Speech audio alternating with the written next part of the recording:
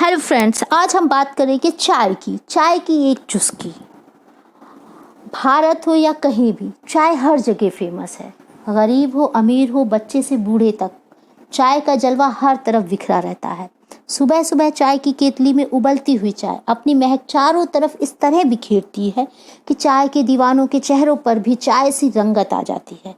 दिल कह उठता है, बस एक चाय हो जाए। घर हो, ऑफिस हो, चाय की दुकान हो, या फिर कहीं दूर बर्फ से ढके पहाड़ पर हो, या गर्मी से तपते रेगिस्तान में, बहाना कोई भी हो, एक प्याली चाय की तलब हर जगह है, जिसे पीते ही इंसान खुशबू, स्वाद और ऊर्जा से भर जाता है।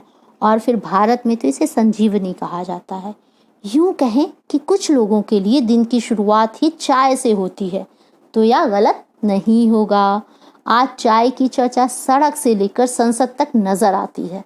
कहा जाता है कि चाय की शुरुआत चीन से हुई थी, जब चीन के राजा सैननुंग गर्म पानी का प्याला पीते हुए बाग में घूम रहे थे। अचानक एक झाड़ी के कुछ पत्ते प्याले में गिरे और पानी रंगीन होकर महकने लगा। जैसे ही सैननुंग ने एक चुस्की ली, खुशी और रोमांच से भर उठे। उस वक्त कौन जानता था कि सैननुंग के प्याले से खुशबू नहीं, एक तूफान उठा है जो युगों युगों तक लोगों को दीवाना बनाकर रखेगा। भारत में चाय अंग्रेज लेकर आए।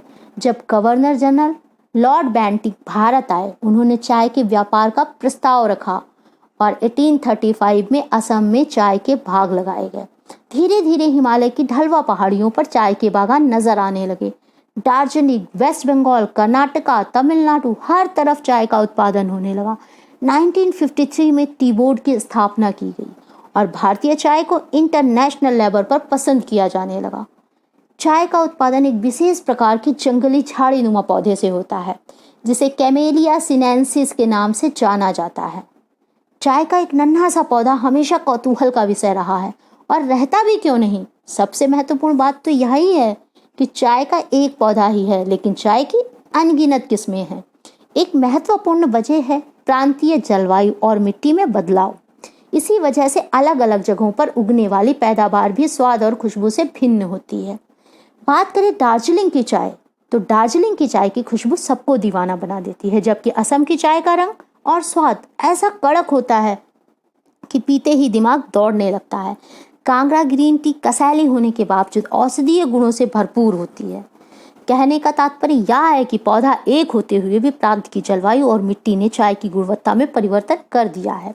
दूसरी महत्वपूर्ण वजह है पत्तियों के आकार और उत्पादन की विधि की। साथ ही पत्तियों को तोड़ना, सुखाना भी चाय की गुणवत्ता पर असर डालता है। सच तो यह है कि अकेले भारत में ही चाय की 3000 किस्में हैं, 3000। पानी के बाद चाय ही दूसरे नंबर पर आती है। उत्पादन के 60% भाग की भारत में ही खपत हो जाती है। चाय दो प्रकार की होती है, ग्रीन और ब्लैक, मीन्स हरी और काली। फिर भी गुणवत्ता की दृष्टि से हम चाय है हमारी, उसको हम 5 भागों में बांट सकते हैं: green tea, black T, white T, oolong tea और हर्बल टी। दोस्तों, अब कल इन 5 तरह की टी के बारे में हम बात